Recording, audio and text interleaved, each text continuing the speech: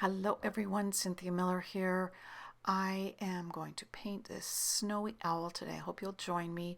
Just looking at my colors. I'm just using very few colors, the pink and the yellow.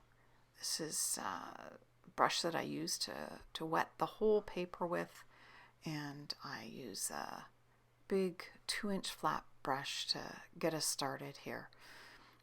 You know, the colors I'm using are very pastel-y. It doesn't even really matter what shade of yellow, what shade of pink. If they're pastel, lots and lots of water mixed with them. And as you can see, I've put yellow on the top and pink through the center. And I'm just figuring out where that snow line is, where the tree line is, playing around with the water and the colors a little bit. I take it to my hair dryer and plug it in and just give it a little bit of a feel that it's dry, and then I'm bringing in some bluey gray to show that hill in the back where I want that snow line to be. And so we're jumping right in here. I'm using my tissue to pull up a little bit of the paint, and I love the way that I just jump right in here. Don't even really tell you too much, but very basic colors here. We're going to have fun sort of figuring out how to paint the snow. And what I'm trying to do here is create enough of a line so that the snow will show up as white. Because when you're painting white, you want to have that white beside a darker color so it shows up a little better. Now that's really all you need to do to get started with this. Just 2 pastel colors on the background. And what I am jumping into here now is the sun. And we're doing this on the winter solstice, so the sun is very low. And what I'm going to do is put in quite a bright, glowing yellow sun. And as you can see, it's creating a shape behind the owl outline. And I want it to be bright, but not too bright. So there's that happy medium that you find there, right? Now again, I'm using my flat brush here. It's about 1 inch. And I'm mixing up some Payne's Gray, just a touch of indigo, just giving it just a tiny shade of the bluey gray. And what I'm doing is using the straight edge of this brush to go up the trees. And I am just painting on the texture of the bark. And basically these trees have no leaves. You don't have to worry about leaves. They're just winter trees. And they you want to leave a little bit of white space between the gray. And of course this white space is going to look either pink or yellow. And it gives it that ethereal look to have those light highlights show up as pink and yellow. Now as you can see, my brush is going straight up. You might not be able to see exactly what that paint looks like as it goes onto the paper, but you can see how I'm holding my brush here. It's straight up and down. So you're just sort of tapping your brush, moving it in circular motions around the trunk, but mostly up and down. So you've got 2 different kinds of brush strokes that you're doing here. So you've got 4 layers of trees. You've got the pink ones in the back, you've got a smaller tree, and then a little bit bigger tree, and then the biggest tree at the front. And so you want to remember that these trees are sort of in succession. The further away they are, the smaller they become, to your mind's eye anyways. So I am right-handed, and I start at the left-hand side of my paper so that I don't have my hand in my artwork. I always start at the left and move right if I possibly can. And this one is just simply going around the shape of the owl and around the shape of the sun. And I've got the pink trees in the back. We'll put pink paint on the trees in the back, and then what we're going to do is use a gouache white, and the gouache white is opaque. You don't mix any water with it.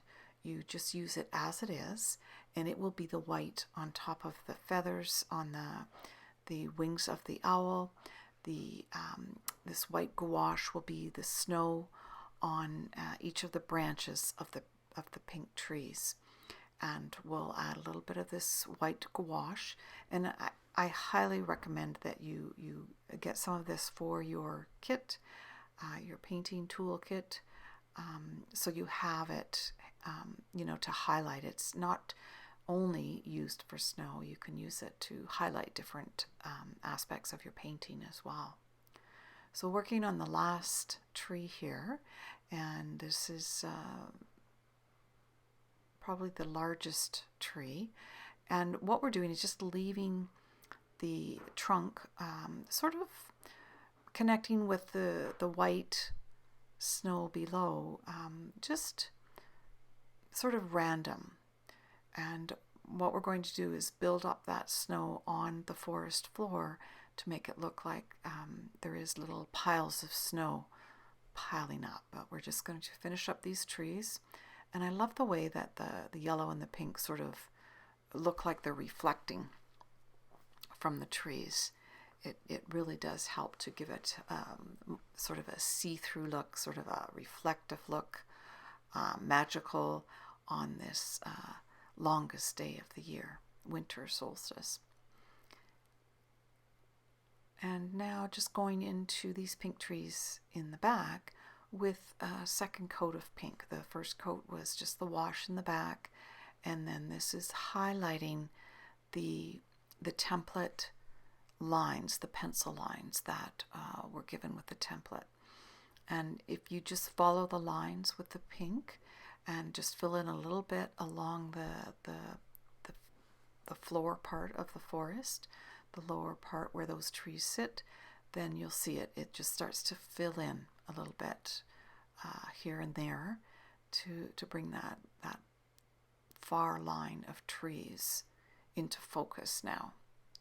So the whole point of art is to take your eye through a journey, and that's, I think, what we're doing here is taking you right out to the back where you see that line of pink trees just starting to come together there. And of course, they're all different heights. You want to make them a little bit different, but basically they're from the same forest. Now we're going into the wings of the owl next, and basically what we're going to do is outline the bottom of the wings with just a tiny little bit of gray. And you want to make sure you don't go too dark with this, but what this is going to do is help to recede the lower part of the wing, so it looks like there's some depth in the wing as well. Putting gouache on the top of part of the wing now will help to make it look light and fluffy and white, but also to make it look like it's the higher part of the wing. It's the lighter, higher part. We put the dark on the lower part. And the one wing is a little bit higher, so it gives the design a little bit more movement when that happens. Just more realistic feel to the owl. And going into the body and outlining the body, we've drawn two eyes on the head, and we will outline the head in white as well. So just giving it more realistic look with the gray and the white. Just showing you the white there. I'm not adding any water, just enough to sort of dampen it.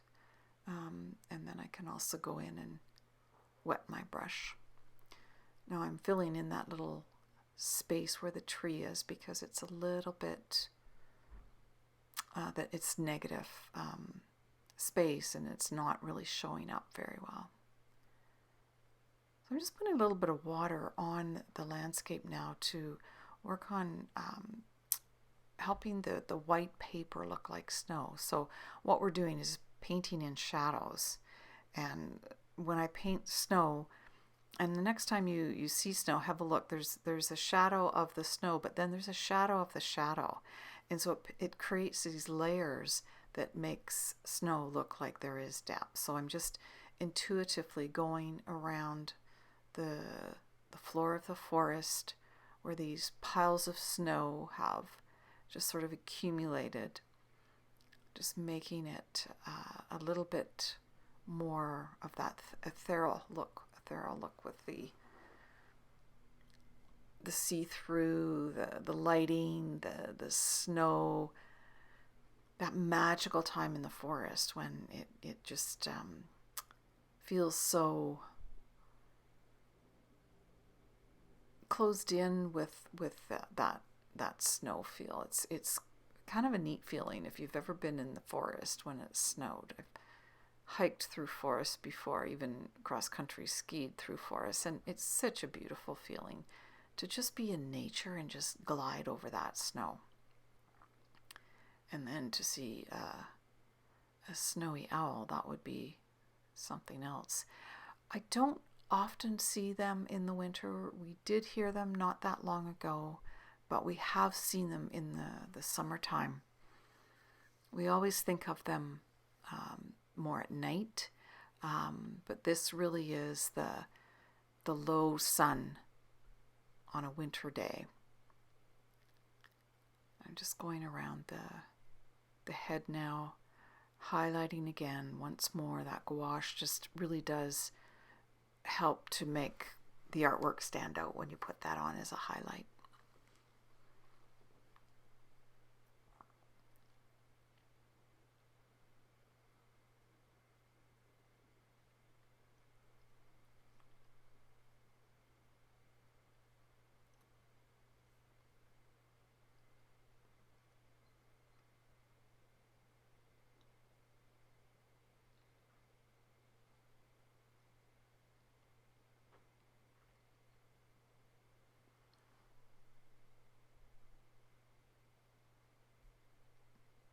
Now once I get the owl the way I want him, I'm going to go into the trees and add a layer of the white, and this will really help to accent and highlight the branches. Just go over each of the branches, leaving lots of pink on. This is only a highlight. You don't want to completely cover the trees with snow. But what this is going to do is make it look like there is snow sitting on these branches.